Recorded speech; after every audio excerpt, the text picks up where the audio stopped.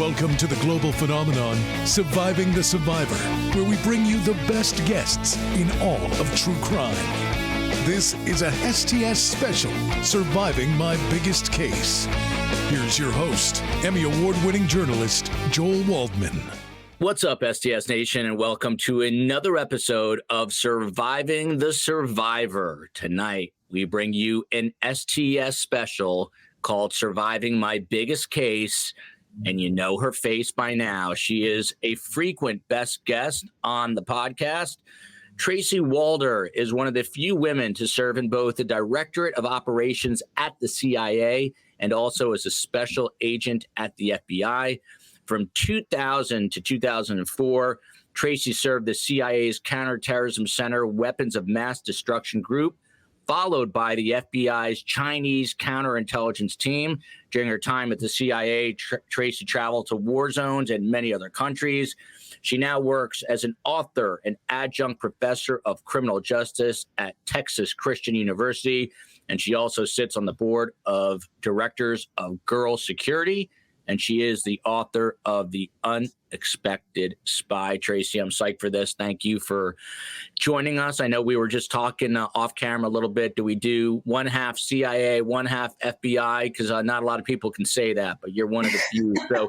But we decided we'll stick to some interesting stuff you dealt with at CIA, starting with 9/11. But prior to that, I mean, what made a woman like yourself go into the CIA to begin with, and then ultimately the FBI?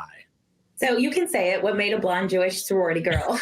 Well, if I saw you at Target, I wouldn't be. My first thought would not be CIA, FBI. But maybe that's what made me good at my job, though, Joel. Yes, exactly. But thanks so much for having me. Yeah. So, it's really interesting. What made me get into that career? I'm 45, so I grew up in a pre 9/11 world. I always like to tell people like when I grew up because I think that's an impetus of why I joined. Terrorism wasn't.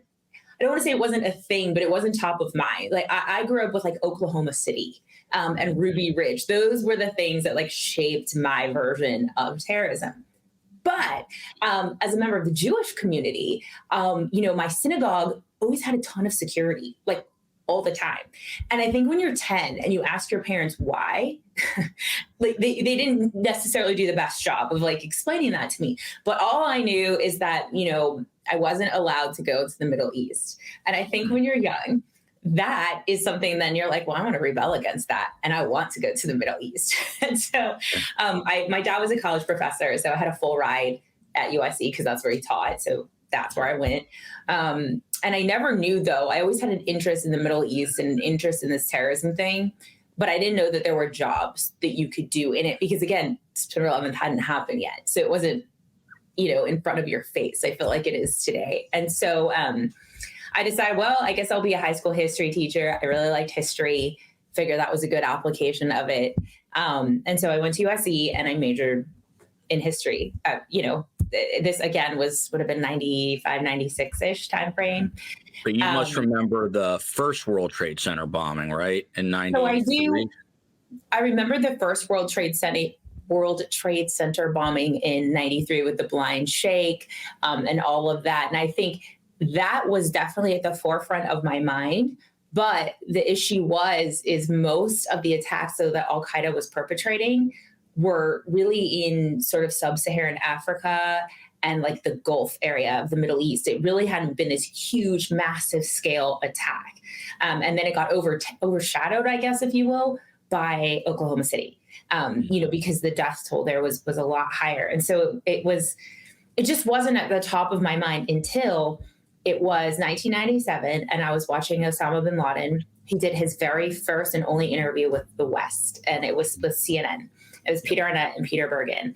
And I was working out and watching, the TVs up on the thing. And he was sitting there with two AK-47s right next to him. And it was in that interview, he issued his fatwa or declaration of war against the United States.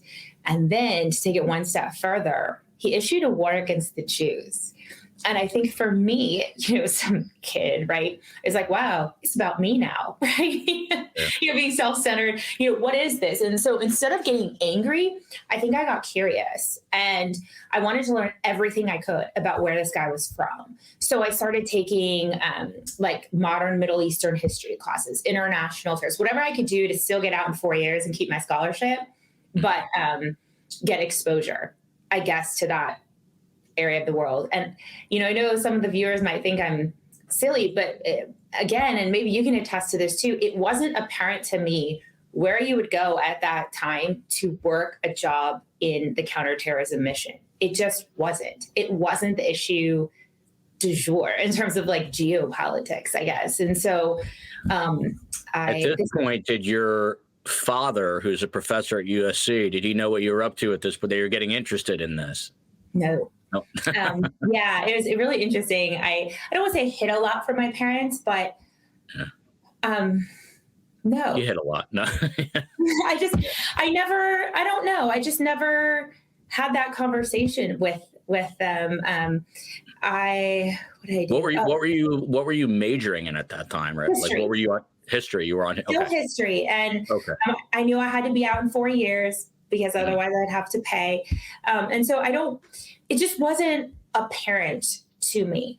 But I went to a career fair, not because I wanted to, but because it was on my way to my astronomy class. And this is back in the .com boom days, right? Like this is when it's becoming a thing and all of my friends, this is what they wanted to do. And a bunch of them were coming to USC. And so I rode my bike and I had my resume on me. And I saw there was a table that said CIA. And at that point, they were looking for liberal arts majors. And everyone used to tease me because I was a history major. They thought it was like a pointless major. What do you do with that? And my sorority sister was like, haha, you should apply there. That's something you could do with your liberal arts degree. And I remember thinking that they worked foreign things at this. I mean, you have to remember, I grew up with like Sean Connery still being James Bond. So there was nothing about CIA that seemed like a career that like was something I wanted to do, if that makes any sense. And so, well, it's interesting because I had no, not to interrupt, but I just did. I had no idea that the CIA would show up at like. They do. It's really? super common. Like where I teach at TCU, they come to TCU, they come to SMU, which is really close to me. They come to UCLA, USC. It's actually not uncommon. It's very common. The FBI does as well. And for the audience that doesn't know, right here is a book by Mark Polymeropoulos called Clarity in Crisis. For full disclosure, I grew up with Mark, and he got into the CIA right out of Cornell. Right. And he was in there, and that's how you know him as well. And he did some crazy things that we don't know the full extent of, but that's a whole other story. But I know that you know him. So back to this career fair, I guess. So you see the CIA, they're making fun of you, and you're like, And Mark's a great guy. And again, that's another example of someone that went in like right out of college. It's not uncommon. And so I actually did go up to him and he was a really nice guy. And I said, do you guys work counterterrorism? Like, do you do this terrorism thing? And he said, yeah, but it's a really small group. And their area of hiring focus at that time was actually, they were looking for folks that spoke Spanish. Because there were a lot of coups d'etats and revolutions going on in like Central and South America at this time. And then also Russia. They were looking for that. That was their sort of focus. Well, I was like, well, I don't do that, but like, here's my resume. I really didn't give it much thought other than like, here it is. If you call, super. If you don't, no skin off my back. And they called 2 weeks later. Wow. And so that's what started that. But it's interesting. It's CIA. Most government agencies, I think Mark will attest to this too. You don't, when you apply, you don't get to say, I want to work in this department with this. It doesn't work like that. They just put you somewhere. Yeah. Yeah. What's that phone call like 2 weeks later? Oh. You say, hey, what's up? And they're like, this is Joe Smith at the CIA. How's that call go down? Well, it's funny that you mentioned that. I don't think I've ever talked about this before. So that's a good question, Joel. So my roommate at USC, she was actually valedictorian. She's a remarkable human being. And we just got along really, really well. And so this is back in the day to orient the audience. Like we didn't all have cell phones, right? Like it was kind of a luxury, right? And so, but she and I had a shared like landline in our little room, if that makes any sense. And so I think I was laying on my bed and the phone rang, and she had just hung up from another call. So she picked up the phone. It was like right by her. And she asked who it was. And they said, this is so-and-so recruiter calling, from the CIA. Joel, she hung up on them. I don't even know that I have that in my book, but she hung up on them. How long before they called back? Like right away. I mean, they called back right away. And yeah. And it was the same gentleman, the same recruiter that was at the career. So I knew it wasn't some bogus call because I had spoken to him. So no, he just called and was like, where the process takes place in steps, right? And you like make it past different steps. And so they wanted to start like that first step with me, if you will. So that's how that call went. Did you start to think, what the hell have I done in my past? Like, you seem like don't take this the wrong way, Tracy. You seem kind of squeaky clean, but you're right. I think I once talked to Mark. I think I once asked Mark, were you, because we were like partying in high school, because they've got to look at everything, right? Yeah. So let's just put it this way. I hope he doesn't listen to this. My brother more than made up for everything I didn't do. Let's put it that way. So, every family has like their... Yeah. And I love my brother for that. But, I was very much bullied. I was very shy. I was very quiet.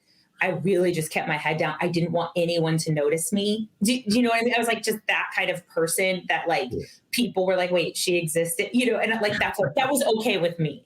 Right. Yeah. And so I was pretty squeaky clean. I mean, yeah, I drank underage, but that was literally the extent of, my naughty behavior. Yeah. So they call, and then like, how quickly does it start to like get serious? Yeah. So you have to remember I was 20, right? So this would have been like April, May of my junior year. So it's 20. And it starts right away. But because I was so young, I cleared really quickly. Most people take, 12 to 18 months to clear. I cleared in like 6. Like what kind of baggage does some 20-year old have? And so it was in November of my senior year, they offered me a conditional offer of employment. And then it was contingent upon me graduating, like college. Wow. Yeah.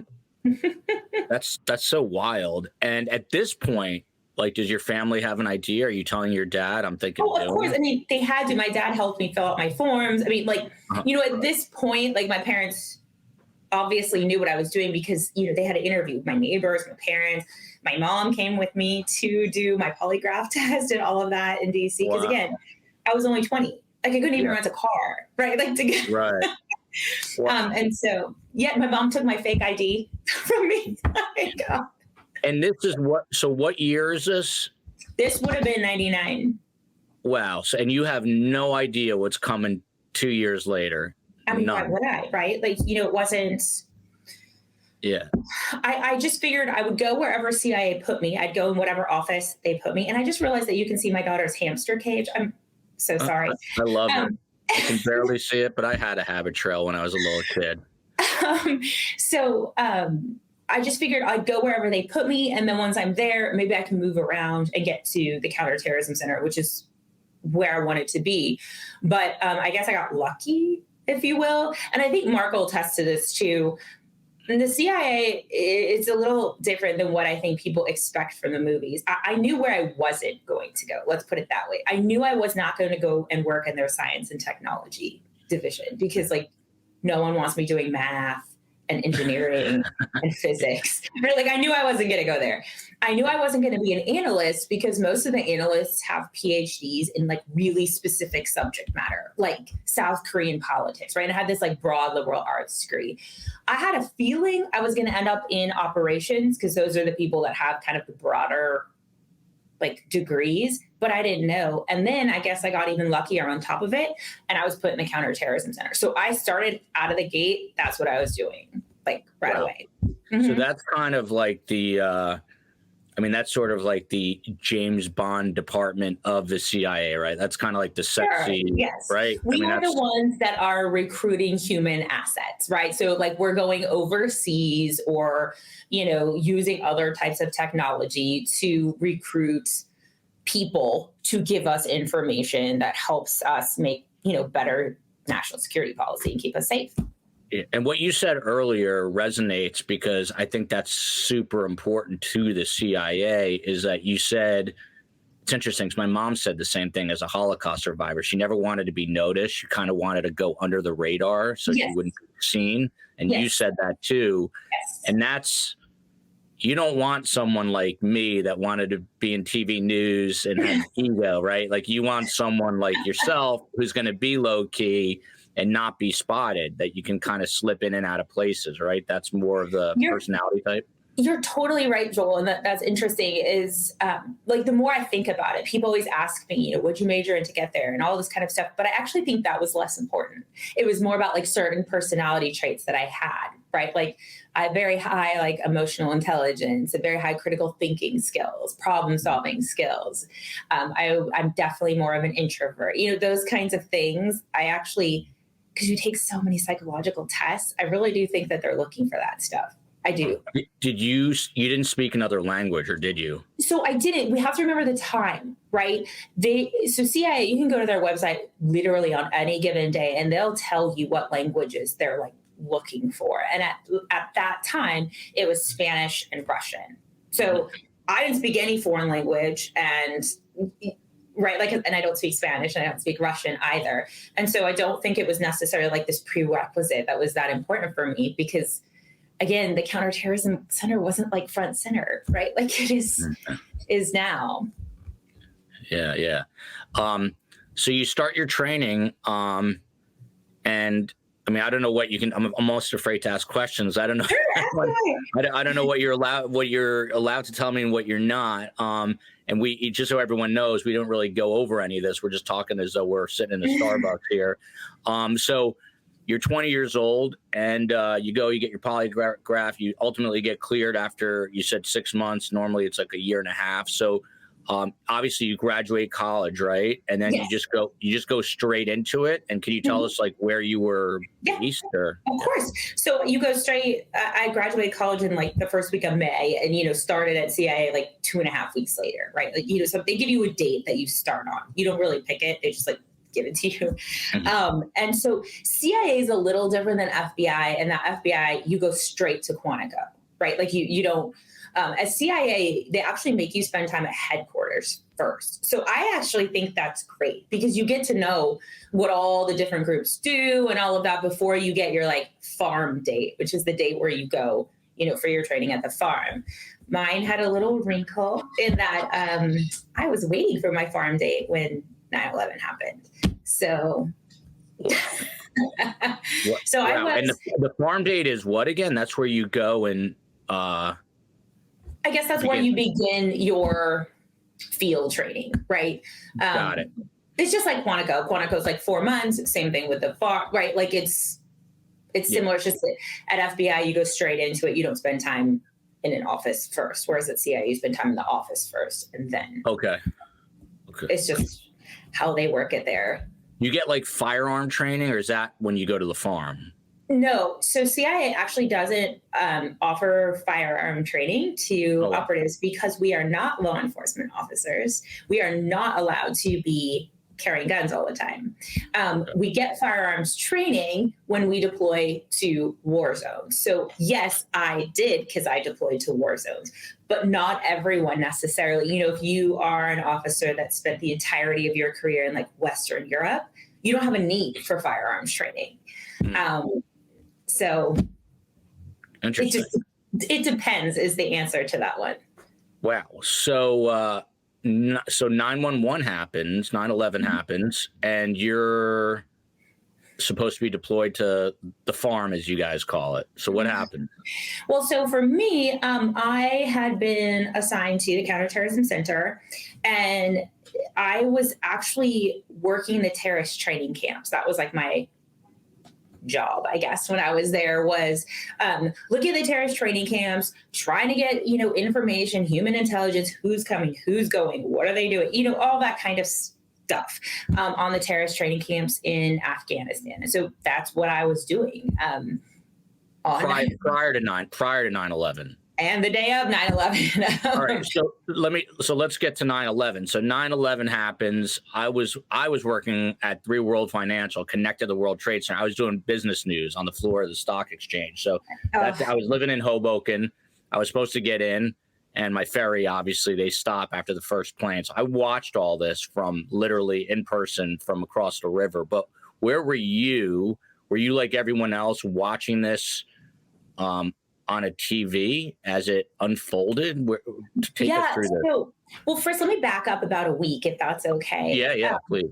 So about a week before September 11th, I get a call from the 7th floor, which, and Mark will say this, the 7th floor is where like the director of the CIA is, right? Like, just like some brand new person, like, why am I going here? Right. Like, I thought maybe I was in trouble, but my branch chief was like, no, you're not. I'd gotten really good reviews and I knew I was doing an okay job. And I go up to the 7th floor and they're like, we are going to need to brief you on this special program. And it was myself and 2 other gentlemen.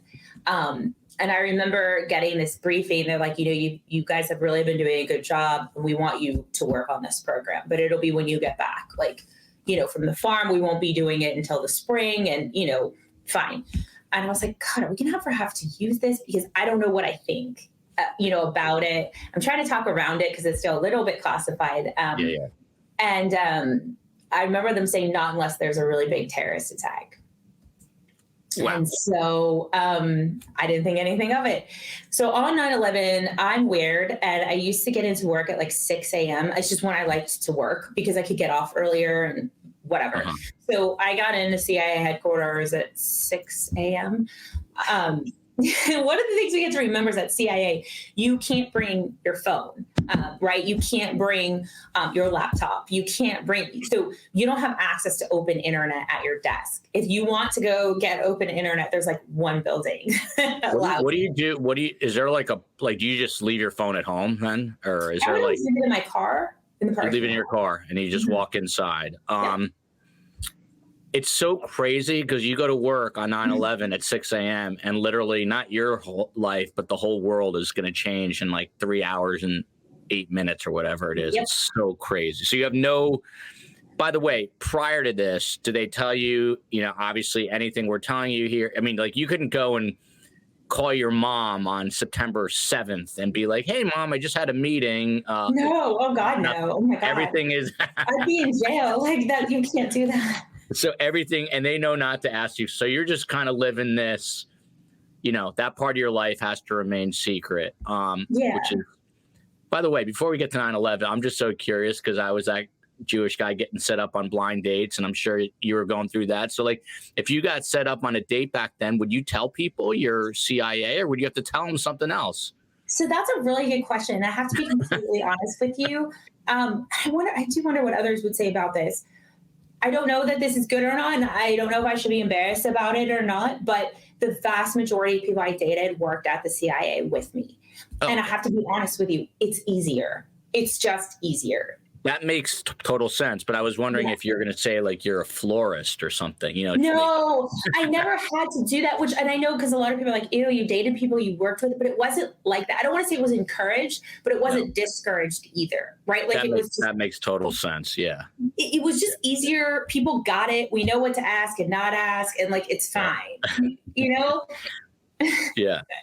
So I digress, but I think everyone's curious about that. So it's 9/11, 6 a.m. Okay. Your phone is in your car. You head into CIA headquarters. Mm-hmm. And again, so we don't have internet, right? We don't have open internet. We have a, secure internet. We do have a TV like in our office, but like sometimes it doesn't get turned on, right? Like because you're just busy like doing whatever you're doing. And I did not know that the first plane had hit the World Trade Center because how would I know, right? And so I get a call. You have 2 phones that sit on your desk. One is unsecure line. So like I could pick it up and call my parents or, anyone. And the one is a secure line. And that's like only within the building. And so my unsecure line actually rings, which it really would never ring. So I thought that was weird. And it was my friend, I'll call him Bob. But it was my friend who I'd actually started at CIA with, but he was placed in an outbuilding just because of some of the work that he did. He needed access to internet, so it wasn't there. And he calls me actually, and I pick it up and he's like, "Hey, it's Bob. Like, turn on the TV. A plane just hit the World Trade Center." And I was like, okay. And again, I don't know if you remember this, Joel, because I know you were in New York at that time, but I want to say just a couple months prior to that first plane, hitting, there was an incident where, was it like a Mets player or a Yankees player? I can't remember. Yeah. Accidentally either flew his Cessna or something into a big apartment complex, like in Brooklyn or the Bronx. I could be way off on exactly. No, you're right. I don't know if it was a suicide or a crash, but I do remember that. And it just happened like a month or two prior. And that's what I thought, right? Like, because that was my frame of reference, like for the time. And he's like, just, turn on the TV. And I was like, okay, I just hung up. I turned on the TV literally just in time to see the second plane hit. And at that point, am I allowed to cuss? Yeah. It was like, oh, fuck. Like that, this is definitely, there was no question in my mind that it was Al-Qaeda. Like zero, none. We all knew what it was. Wow. Did people start to gather in CIA? Like, or were you guys just busy? So, and that's a great question. It was weird. It got quiet, like very quiet. No one's yelling, screaming, freaking out. And then the way that it works is you're in these like cubicle bays in the middle. And then like your managers all have like offices around you. And a lot of those office doors started closing and they were never closed, right? But they were closed then. And I think a lot of us just sat there and were like, what the fuck just happened? Like, what are we supposed to do? It wasn't the frantic that I think everyone's like assuming. Yeah. Well, I guess it's a good thing that you guys stayed calm because everyone else was freaking out, right? I don't even know that it was about staying calm. It was like, what are we doing now? Like, we can't keep doing what we're doing. Like, obviously, I'm not going to be looking at terrorists. Like, what are we doing? And I think the CIA had to like regroup, right? And so obviously things changed a lot after that. Wow. And that's the morning that George W. Bush was, I think, speaking to a school in Florida, I think. In Florida. That's right. The chief of staff, I think it was Andy Card, whispers in his ear and says something, and you could see his whole expression change. And the rest, as they say, is history. But so how did it, again, I'm not sure what I can ask and what I can't. Ask whatever you want. So, you I guess not long after you're sent to actually into the field, right? So yes and no, I'll kind of explain. So obviously, all of CIA was evacuated that day except for us. Wow. For obvious reasons. And they brought in cots for us and all that kind of stuff. They have a Starbucks there and food. And so I lived there, for a few days. And that's when I started working that program that I was talking to you about. That was highly classified at the time. I was the first person to work on it. And I think when I start describing it, people will start to understand what it is. But basically, I had to start working that program. It wasn't supposed to start until the spring of 2002. And then, it literally started a week after. And that was a lot. I was 22 with these two other guys in a very small room. Maybe 8 feet. And the work we were doing was so important and so new that President Bush was in there literally every day. George Tenet was in there every day. It was just a very high stress, high pressure environment. And you worked 19 hours on.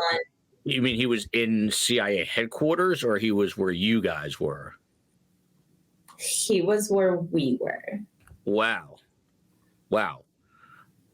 Would he come up to you and would the president come up to you and ask you questions?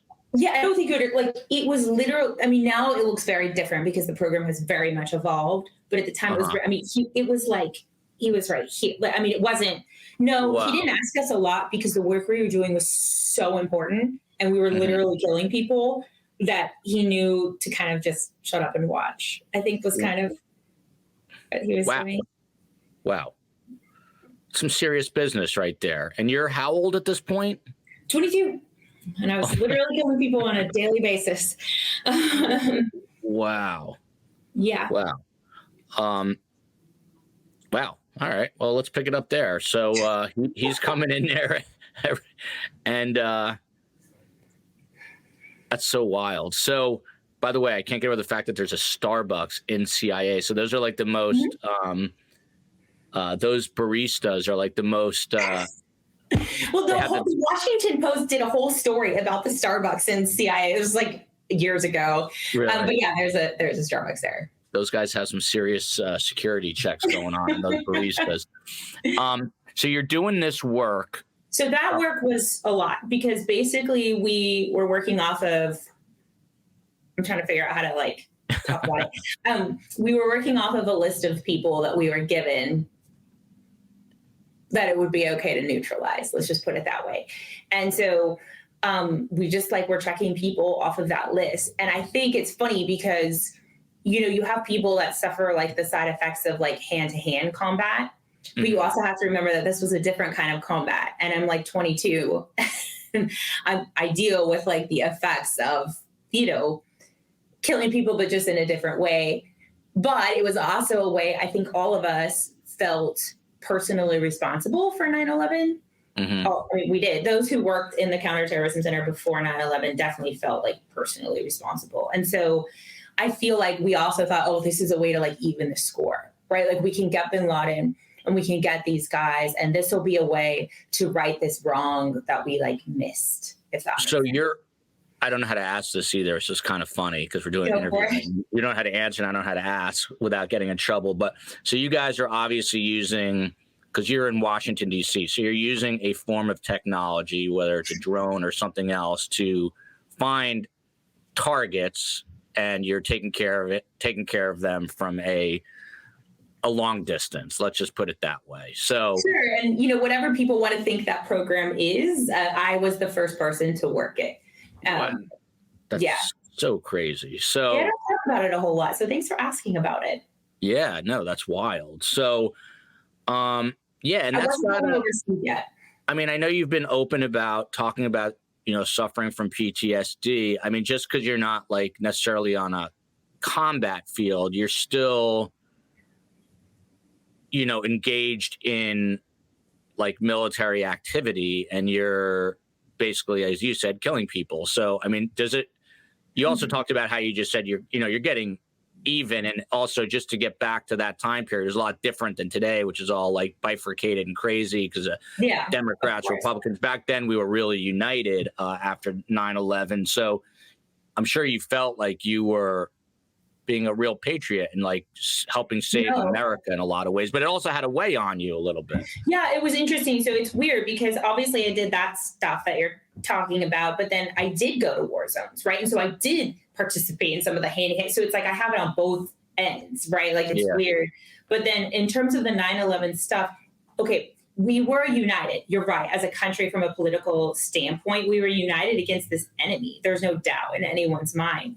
But here's the problem. I think people forget that almost immediately after September 11th, they started looking for people to blame, agencies to blame. And so the 9/11 Commission was like underway at that point, and they really put a lot of the blame on us. And so I think we had to deal with that too, if that makes any sense. Yeah. So you're in this program. You're the first person in it, not to mention a nice young Jewish woman, only 22 years old. And then, I mean, things just continue to heat up, to escalate. By the way, are you at this point? Are you ever called? Are you ever called to the White House? Are you ever asked to go there to I was not a White House briefer. Like there are people that is their job, is to be a White House briefer at CIA or PDB briefer. So, the stuff we were doing was being put into those reports. But I think it's hard for people to understand, like they couldn't afford to have us away for like 10 minutes, like, because we just were always there. And so we would just like, whatever intelligence we had, we gave it to the briefer and we're go do whatever with it. Yeah. And so I worked that program for a couple months, but I think one of the last things was that we had intelligence that Osama bin Laden was in a place called Tora Bora. It was December of 2001. And we were so excited because we thought we're going to get his ass tonight. But we knew we couldn't just have air support. We needed ground support too, because if you bomb something, what do you think people are going to do? Run away. The people that survive run away. And so we're like, well, if he survives the bombing, we would need to have people there to like catch him if he were. And CIA ground officers agreed. But again, there's only so many of them. We needed the president to call ground troops in. Mm-hmm. And he refused to do that and said, we just want you to bomb. We're not sending ground troops in. It's too dangerous. And so we bombed, and then we found out that he got away that night. And that's when he escaped into Pakistan that night. And it was really hard being on duty that night because you do all of this shit, to try to catch him. And then you don't get the backup sometimes that you need. And so I wasn't like rotated off because I lost bin Laden. I was rotated off about a month later because the counterterrorism center like exploded, right? In terms of size, obviously the missions changed. And so a lot of guys from the Russia division, like Mark and like came in because those were all the people that had been there a long time. They were all in the Russia division. They came to kind of set up these new offices within the counterterrorism center. My own boss was the chief of Moscow station and then came to chair my division, which was counterterrorism center's weapons of mass destruction group. And then that's when I started deploying overseas was at that point. So when is that now? That is what's the time period? Oh gosh. Maybe February or March of 2002-ish. 2000. So now are you like exclusively at this point sort of on the hunt for bin Laden overseas? So my target changed. The counterterrorism center decided, okay, we just lost bin Laden, right, in Tora Bora. Let's set up a division that's like all they do. CTC UBL. So CTC Osama bin Laden. And that's literally all they did. Wait, what's CTC? What's that? Counterterrorism Center. Oh, okay. I didn't want to work there because I felt that the mission was a little bit bigger than bin Laden. Mm-hmm. And so they asked me what division I wanted to go to. And I wanted to work a guy named Abu Musab al-Zarqawi, who is the founder of ISIS. Yeah. And at the time, we didn't know that, obviously. He was bin Laden's poison dude. I don't know any other way to say it, but bin Laden farmed out a lot of his work to people. And Zarqawi was in charge of WMD attacks. And so I said, that's the division I want to go into. So he became my target. Zarqawi became my target after that. Well, but you, by the way, when bin Laden escaped that night, did you ever think it would take that many years to catch him? I did. I always believed, and all of us believed that night that he was in Pakistan. There was no doubt in our minds that that's where he was. We knew it would take a really long time because, and I mean, I'm just going to be completely blunt. They're a difficult intelligence service to work with. Yeah. Very difficult. Some are easier than others, and they're a tough one. And I just knew that it was going to take time. And I have to be honest with you. I know this is going to sound, I don't mean this to sound callous. I stopped getting him at the forefront of things because you can kill these people, but you can't kill their ideas, right? Mm-hmm. And so I think it became less important for me to get him and more important to start combating against this idea, if that makes sense. Yeah, it makes a ton of sense. Now, you didn't speak another language at this point, right? So, Yeah. I mean, again, forgive me, but if you deploy overseas, especially the Middle East, aren't you going to kind of stand out quite a bit?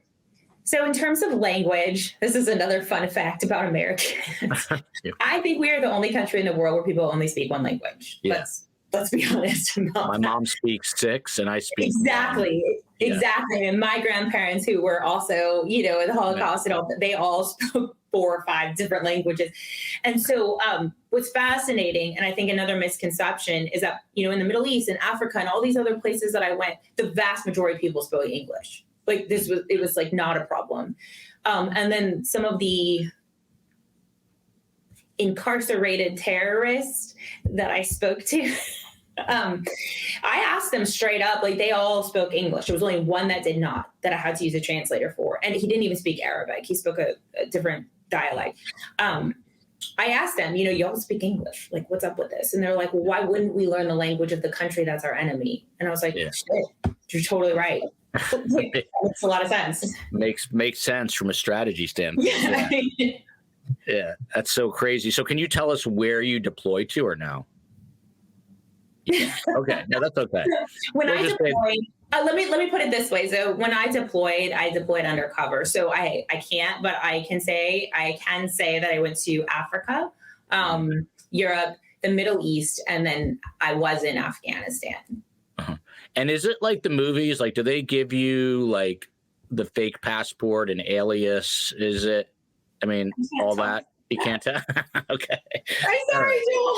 That's all good. No. It's all. This is good. I'm glad. So, tell me what you can tell me. So now it's like what 2002. Yeah. And this is basically the story of the hunt for Bin Laden, but in your case, you're now going after Zarqawi, who eventually we get, right? We got him about 3 or 4 years later. Yeah. Thanks to you, and thank you for your service to our country, by the way. So, yeah. So, how long does this hunt go on for, and like, what can you tell me from there? Well, it's for lack of a better word, kind of sucks because I can't tell you about the WMD attacks that I stopped, right? Because those are classified. Yeah. And we only know about our failures. But I think, the biggest thing for me, ultimately, the thing that I'm the most proud of is that ultimately Zarqawi was captured. Well, he was killed by a drone strike.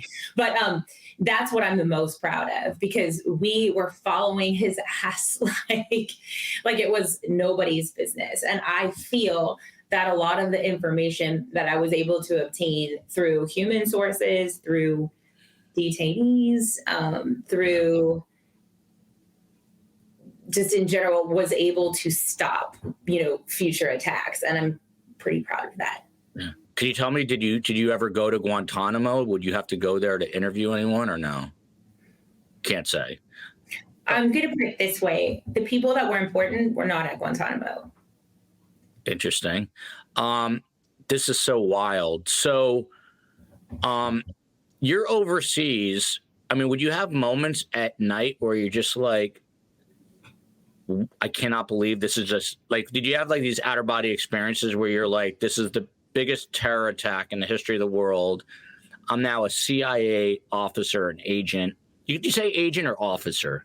Officer. CIA officer, correct. So would you just say to your, would you just lay in bed at night and be like, I cannot believe I'm doing this. This is wild. Like, would you have these moments or were you just so focused on the work? I was so focused on the work. I mean, that is literally what we ate, breathe. We couldn't afford to be gone for 2 years at a time on our deployments. Things got a little weird, right? Like after September 11th, you can't just have like an officer gone for like 2 years. And so they like shortened all of our deployments and we were then having to go to our farm training, but it was like piecemeal and it was just like everything was different, I guess. And so we just didn't have time to like think about that necessarily. And maybe that's a good thing. I don't know. I'm trying to think of things that I could even ask. So like when ask and if I can answer, I'll answer. And if not, it's fine. So when you were overseas, would your work primarily be in like an office or would you be out in the field trying to like get like actionable intelligence? Like in other words, would you be like knocking on doors or trying to track down family members of targets, things like that? I mean, were you, or was it more like computer work, but you're just overseas?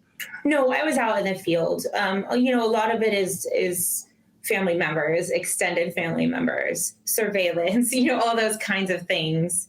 Obviously, I'd go back to an office to like write reports up and things like that. But no, I'd say the majority of my day was not like spent in an office per se.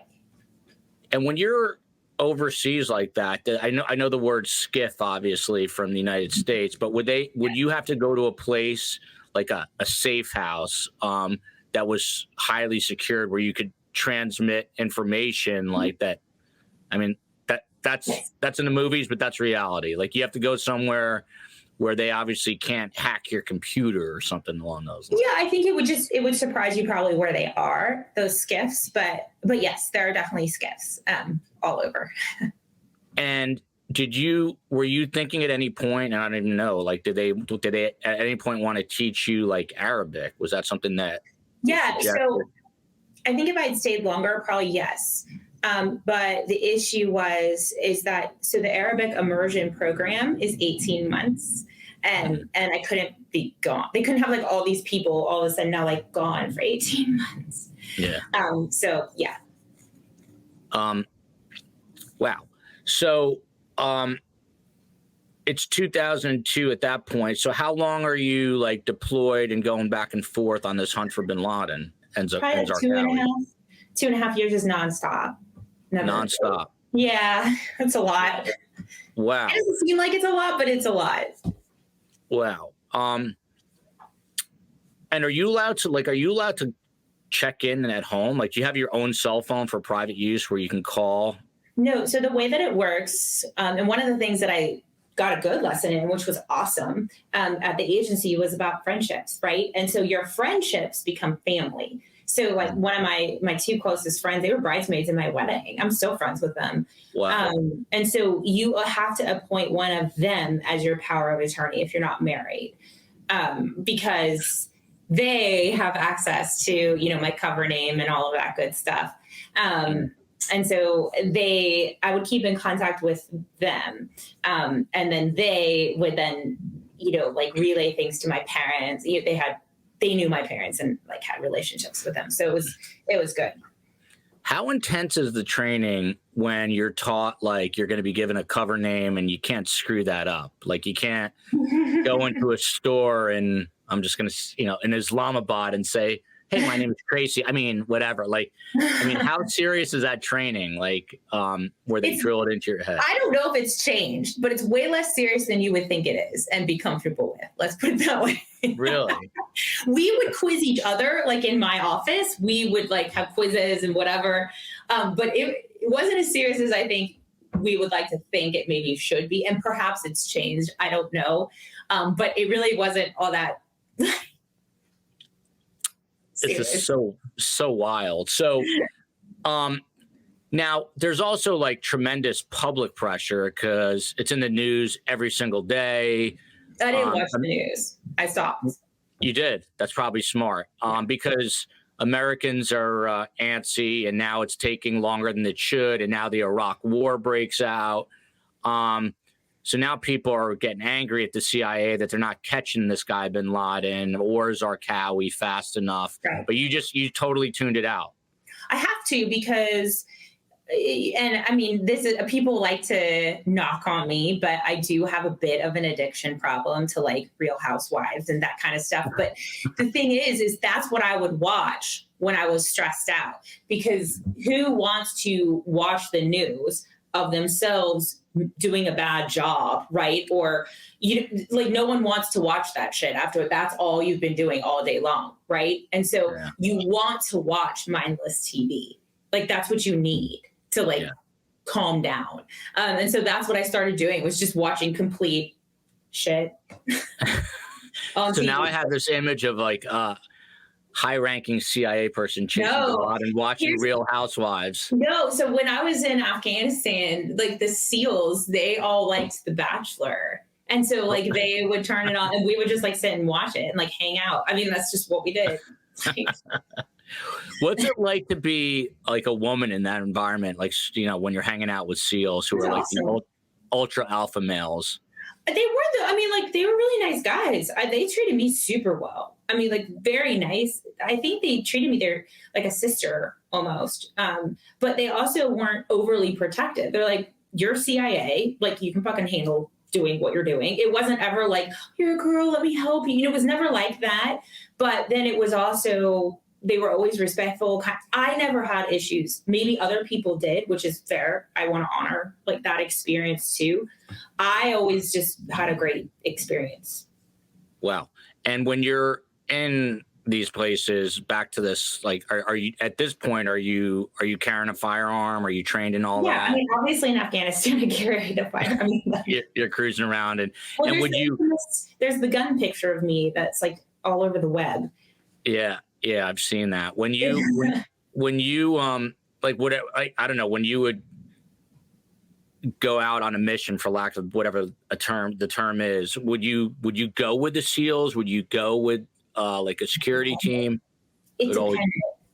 I think it just really depended on what we were doing, right? And like, I think the short answer to that is it depends. Sorry. Depends. No, it's all good.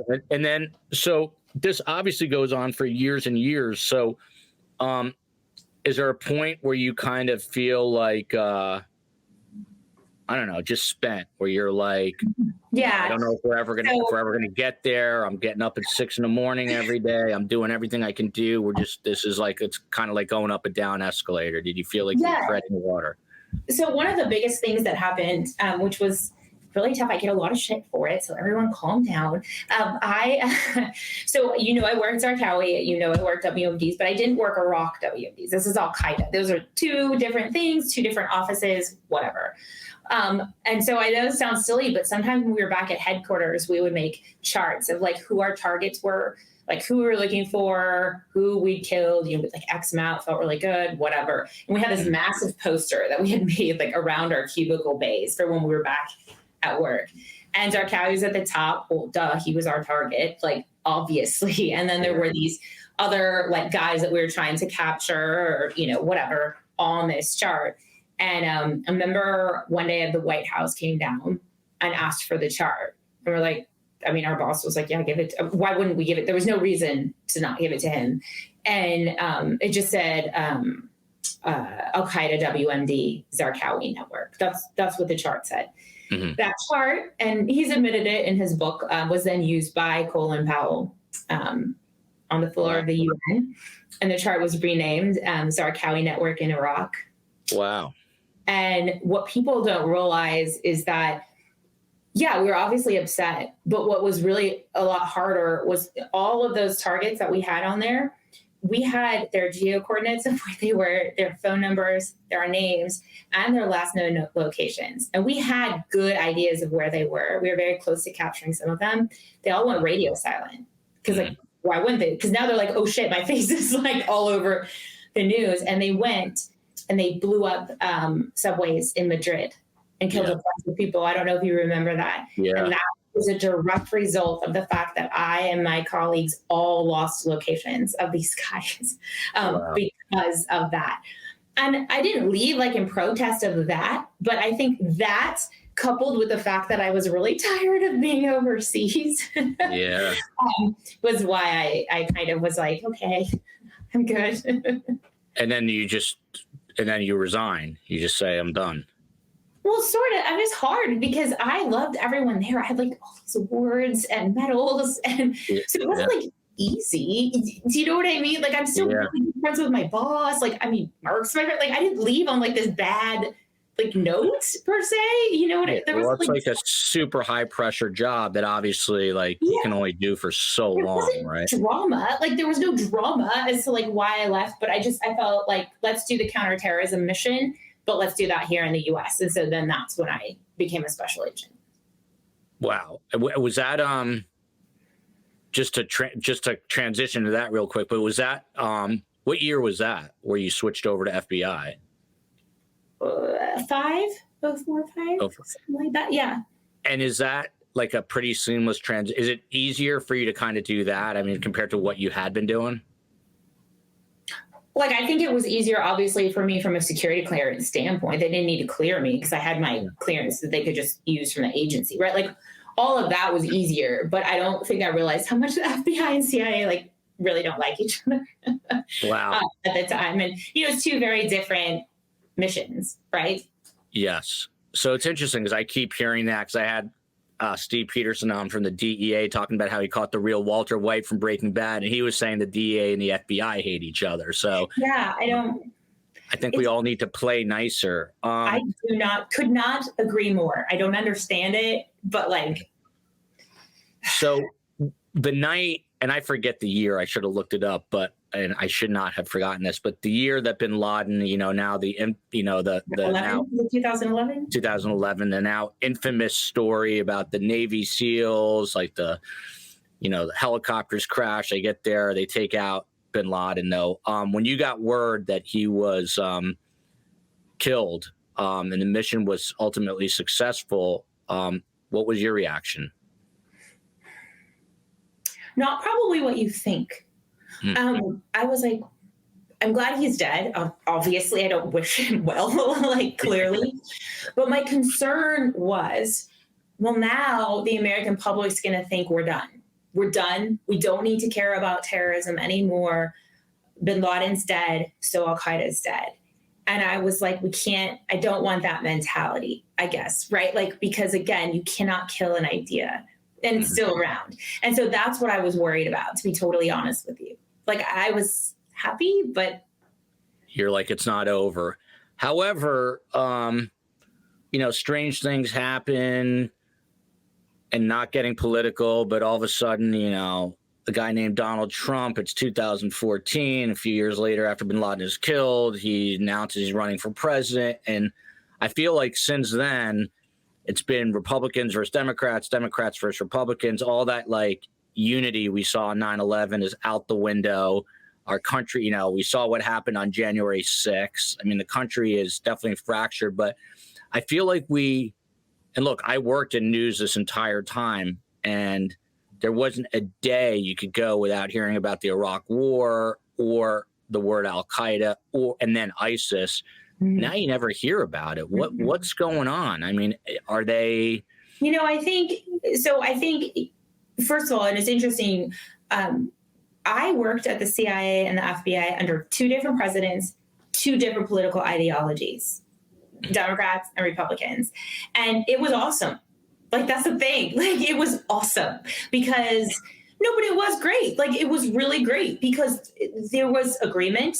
There was disagreement, but it was healthy, right? Like, it was really good to experience two different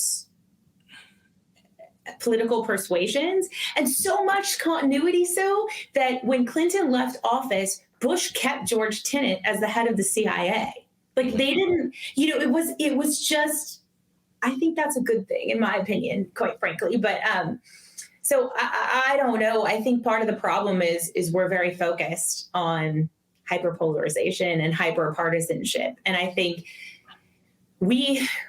it's hard when you have issues going on in your own country, right? We got inflation, and we have, people struggling to put food on the table, and we have all of these things. It's hard to then remember that we could be a victim of this foreign entity, right? When you're trying to focus on your own home and what's going on right now. And I get it. I get where people are coming from with that. And I don't know. I mean, this is a morbid question, but will there be another terror attack on America? Yeah. On America. And will it ever be at the same? Will they ever be able to pull something off on the same scale as a 9/11? Was that? I mean, to some extent, was that luck in a weird way? No. I mean, I think the next terrorist attack that happens is only because we weren't creative enough to imagine it and what they're capable of, right?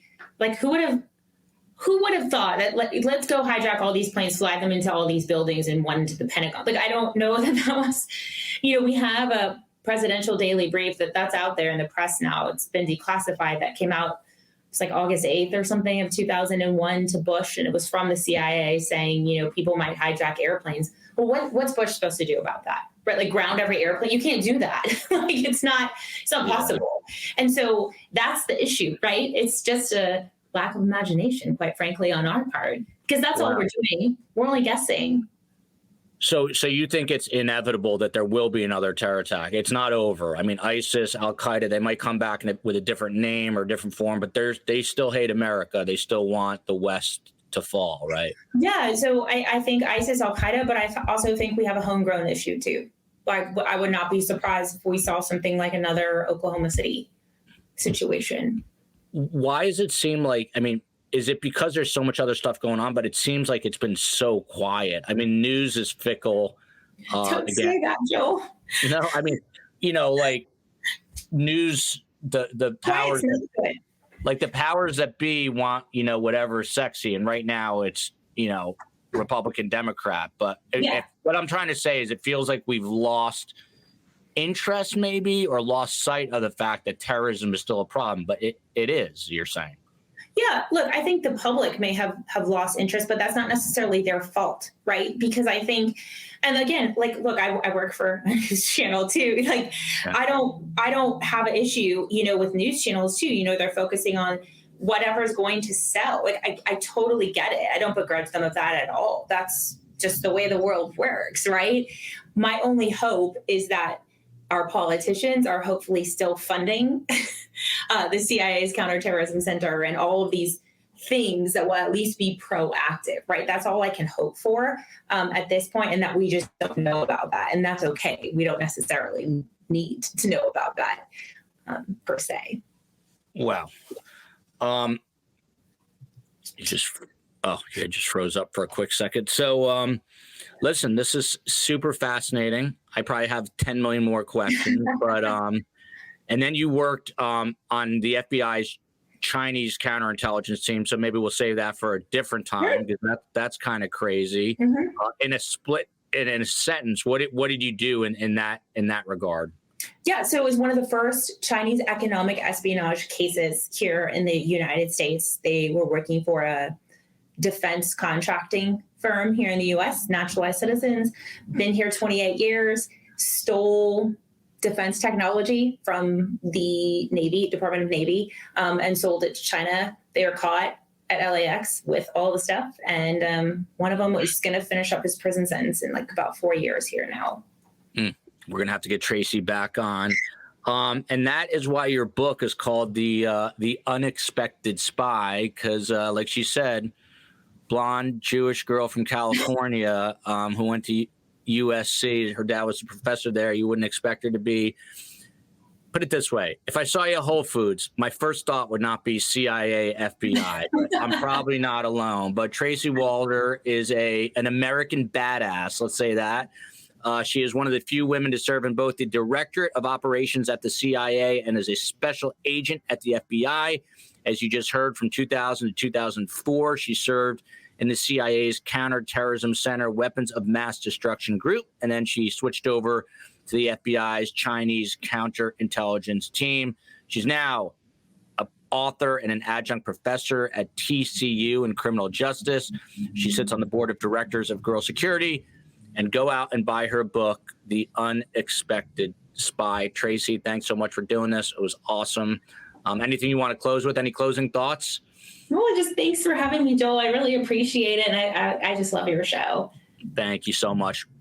Love you, America. Love you, Texas. Love you everywhere.